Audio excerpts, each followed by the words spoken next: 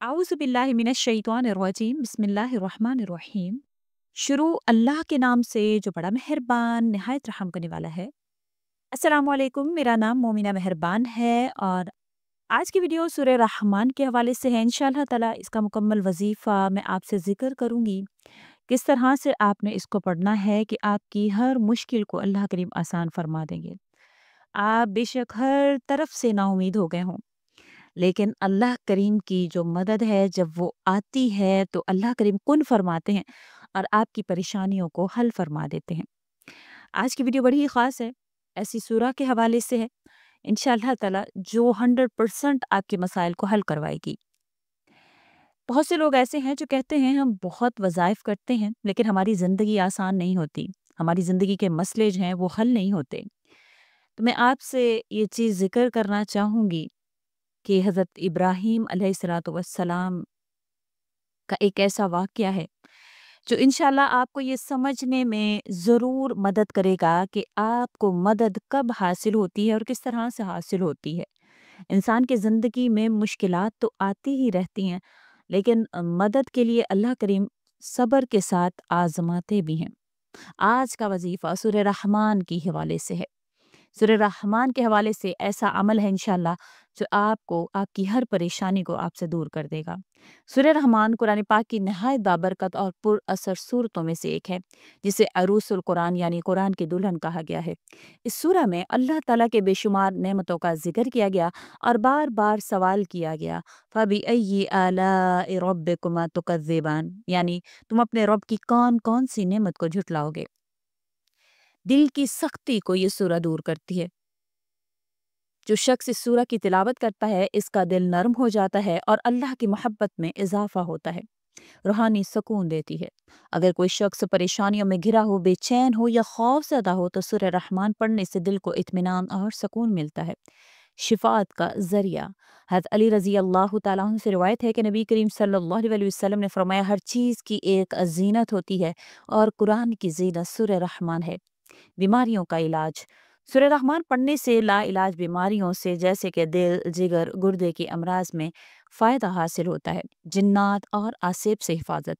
जो शख्स रोज़ाना सूरह रहमान की तिलावत करता है वो जिन्नात और नज़र बद से महफूज रखता है, वो जिन्नात और नज़र बद से महफूज रहता है। हज़रत इब्राहीम अलैहिस्सलाम का ज़िक्र कुरान मजीद में मुतअद्दिद बार आया है और आपकी ज़िंदगी ईमान, तौहीद, सब्र और कुर्बानी की लाजवाल मिसालों से भरी हुई है।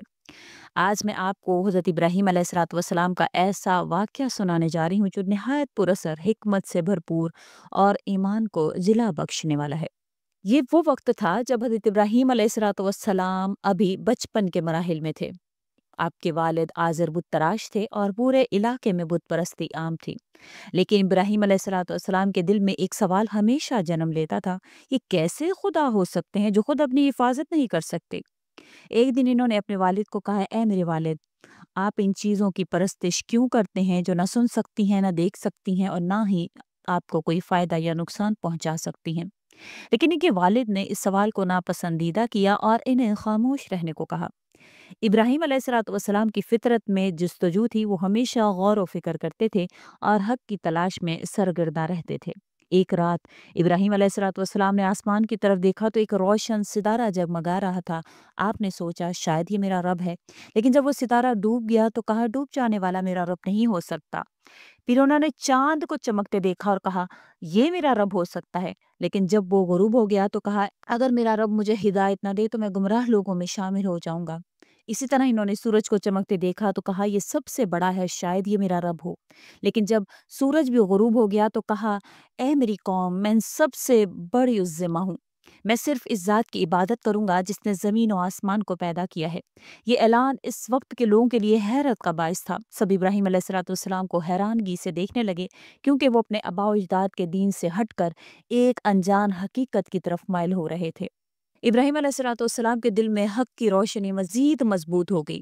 इन्होंने एक दिन अपनी कौम के तमाम बुतों को तोड़ दिया सिवाय एक बड़े बुत के और इसके गले में कुल्हाड़ा लटका दिया। जब लोग आए तो कहने लगे, ये हमारे माबूदों के साथ किसने किया है। किसी ने कहा, यह काम तो एक नौजवान इब्राहीम ने किया है। इब्राहीम अलैहिस्सलाम को बादशाह नमरूद के दरबार में पेश किया गया। नमरूद ने पूछा, ए इब्राहीम, तुमने हमारे खुदाओं को तोड़ा है।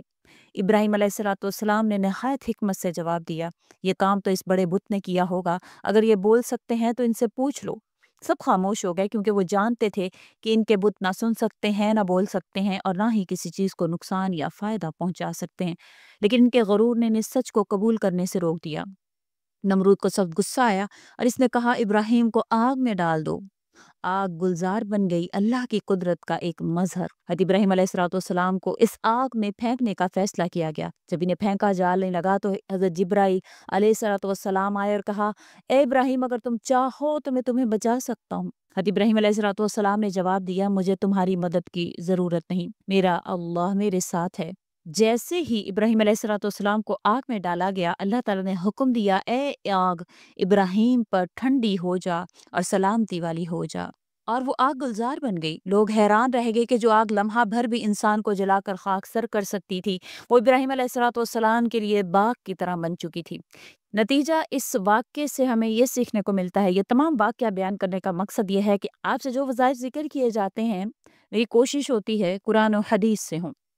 और अल्हम्दुलिल्लाह मैं हमेशा ऐसे ही वज़ाइफ आपसे ज़िक्र करती हूँ जिनमें किसी किस्म का कोई शिर्क ना हो, जो डायरेक्ट आपको अल्लाह से जोड़ दें। लेकिन बहुत से लोग नेगेटिव कमेंट्स करते हैं। देखिए, अल्लाह करीम ही वो ज़ात हैं जो आपकी मुश्किलात को हल कर सकते हैं। अल्लाह ताला खुद फरमाते हैं, तुम चाह कर भी नहीं चाह सकते जब तक मैं ना चाहूँ। आप सल्लल्लाहु अलैहि वसल्लम ने फरमाया कि पूरी दुनिया मिलकर अगर चाहे कि तुम्हें नुकसान पहुँचा दे तो नहीं पहुँचा सकती जब तक अल्लाह ना चाहे। इसी तरह पूरी दुनिया मिलकर तुम्हें फ़ायदा पहुँचाना चाहे तो नहीं पहुँचा सकती जब तक अल्लाह ना चाहे। जब अल्लाह के चाहने से ही होना है तो अल्लाह से क्यों नहीं माँगते? और यकीन से क्यों नहीं माँगते? सब्र से क्यों नहीं माँगते? तौहीद से क्यों नहीं माँगते? इस्तिक़ामत से क्यों नहीं माँगते? अल्लाह हमें सूरह रहमान को समझने और इस पर अमल करने की तौफ़ीक अता फ़रमाए।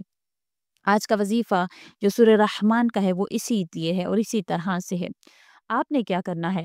आपने सूरह रहमान को पढ़ना है और जब फ़बिअय्यि आलाइ रब्बिकुमा तुकज़्ज़िबान का लफ्ज़ आए तो यहाँ पर आपने अपनी तमाम तर नेमतों को अपने ज़हन में सोचना है और फिर आखिर में आपने अल्लाह ताला से ये कहना है कि या परवरदिगार, मैं आपकी किसी नेमत को नहीं झुटलाता, मैं अपनी तमाम तर नेमतें जो आपने मुझे अता फरमाई हैं मैं उस पर शुक्रगुजारी करता हूँ, उस पर शुक्र अदा करता हूँ और फिर अपनी मुश्किलात को अल्लाह के सामने रख देना है, अल्लाह से मांगना है। हज़रत इब्राहीम अलैहिस्सलाम की तरह तौहीद से, इस्तिक़ामत से, सब्र से और अल्लाह पर भरोसा करते हुए किसी भी इंसान के सामने जो है वो झुकने से बेहतर है कि अल्लाह के सामने झुक लिया जाए।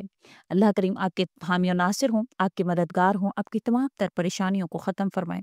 उम्मीद करती हूँ आपको वीडियो अच्छी लगी होगी। अच्छी लगी है तो लाइक कर दें, शेयर करें और मेरे चैनल को सब्सक्राइब करें।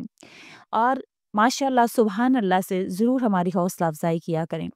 इसी के साथ इजाज़त चाहूँगी व आखिर दावाना अनिल हम्दुलिल्लाहि रब्बिल आलमीन। अल्लाह हाफ़िज़।